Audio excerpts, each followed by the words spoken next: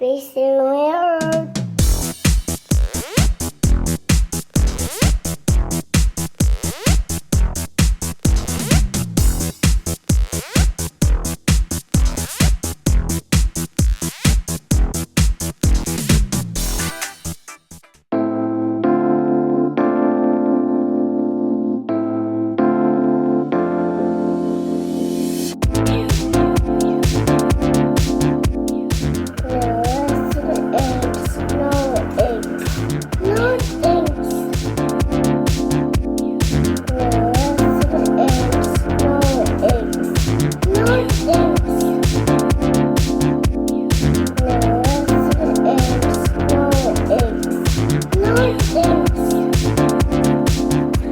That's what a good husband does. Carries all the dirt. Tony had a really good idea. She made these paint sticks. Yeah. She painted them different colors. On it, she wrote whatever the vegetable is with like zucchini, tomatoes, whatever down the stir stick. It's a really good idea. Crow dog, you're so hairy! Tomatoes, sweet yellow corn, broccoli, beets, sugar snap peas, queen white corn, potatoes, watermelons, the spinach, cosmic purple carrots, Hungarian wax pepper that this woman was really trying to sell us on. Yeah, she says her favorite. She says her favorite pepper. Yeah, non-GMO.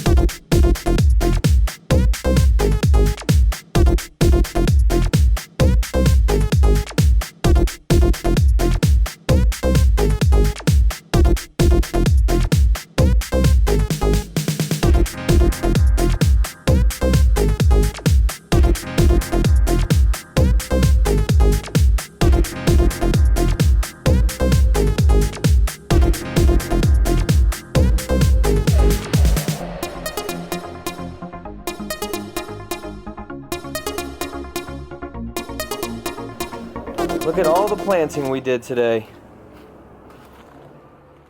Bye. Have a good day. Good day. I'm going to school.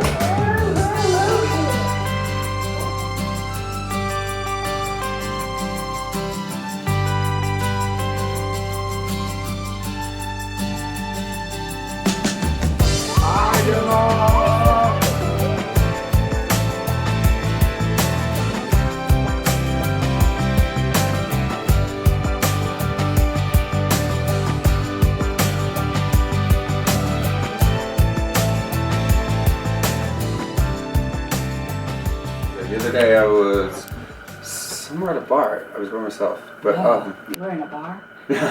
I would never. But somebody asked me. We were talking about scotches, and what scotch was it? They were asking if I tried, and I hadn't tried it. I forget what scotch it was, but it was a nice one. And I was like, no. And it was an older guy, and he was like, well, he was like, do you appreciate scotch? And I was like, yeah, I love scotch.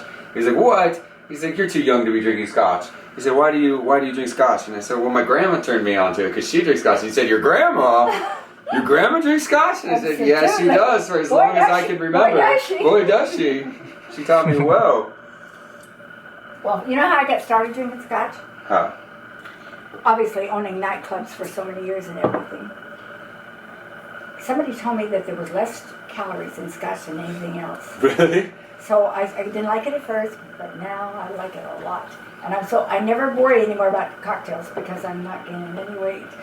And I really, really like the scotch. I like the very first taste of it. The very first sip of it. Mm-hmm. I love the kind of the smokiness and it makes me feel, I don't know, I feel like I'm in a cabin somewhere, in a log cabin, or by a fire. I drank a lot of it by the fire in our cabin. I'm sure. Yeah. That was before my time. Not really. You were just little. I mean, I was little. That was before I was drinking. You were in bed. I was in bed when you were drinking scotch.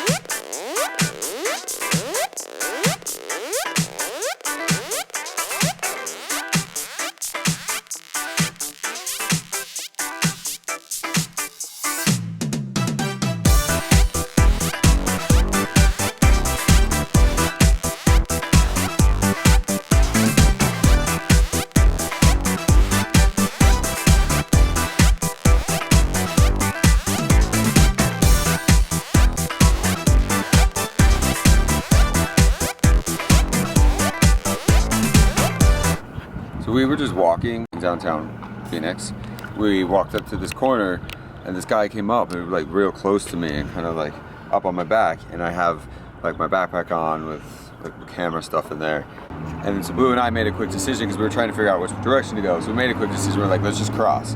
So we went across the street. We were definitely being followed, and it was very clear that we were being followed. So we went in to get some coffee. We were like, all right, well, let's just slip in this place because we weren't sure what his intentions were. And then he ended up walking up to the place and started talking to this guy and this girl that were out front, sitting on a little bench in front of the place, the store. And he started talking to them. We were kind of watching through the window just to make sure like nothing sketchy was going to happen. And then all of a sudden she stood up and she turned around and came inside. And initially, at least I don't know what your reaction was, but I thought that she was trying to get away from him. I thought she was sketched out as well, so she came in to get away from him. I actually thought she had invited him in. Oh, you did? So yeah. You knew. He was very much hovering over her at the register, and so she ordered a drink. She was opening her wallet. She was opening her wallet, and Ed, like, of course, Blue and I are just like watching to make sure nothing's happening because he's watching her get her wallet out of her purse and open her wallet, and so then she turns to him and says, "Would you like something to drink?" The lady behind the counter put up a bottle of milk. And at first he thought, is that our drink? Because he didn't really realize, I don't think, what they had ordered. And the way she said, no, that's actually for the coffee that we're getting, and explaining to him. And then finally they bring the coffee over, and he's trying to pour the milk in, and he was spilling. So she was like, here, let me help you. And she got him a little way. She literally, like, almost her hands were on his hands as she was putting the lid onto the coffee, onto the top of the coffee. And just her energy towards him was just so just beautiful. And she, even at the end, she was like, all right, well, like, let's get you hydrated. And she like put her hand on his shoulder and was like, have a good day. But her whole interaction with him through the whole process, because he was so like, but to be most people in that situation would have freaked out because he was like kept swaying and getting close. He would lean into her and step closer to her, and the way she handled the whole situation was just like so beautiful, and it was such a beautiful, compassionate moment. Will you do me a favor? Yes. Will you feed Huck a Duck?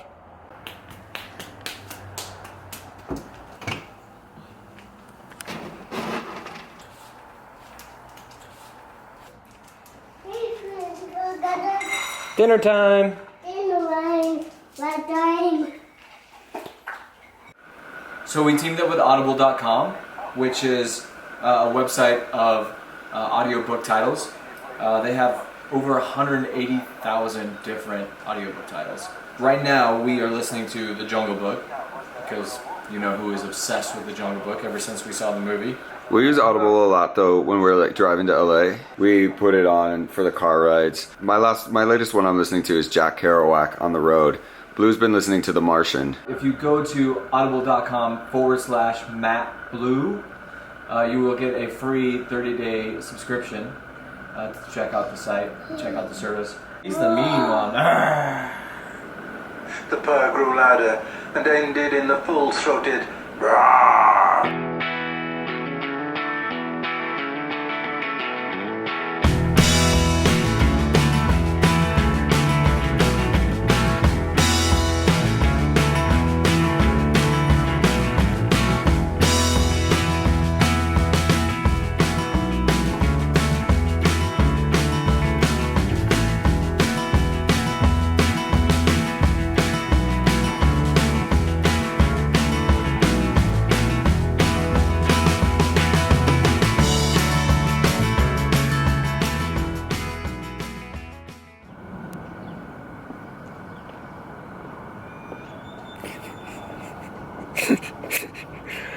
I love it.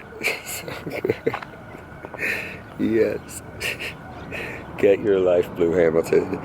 Get your life.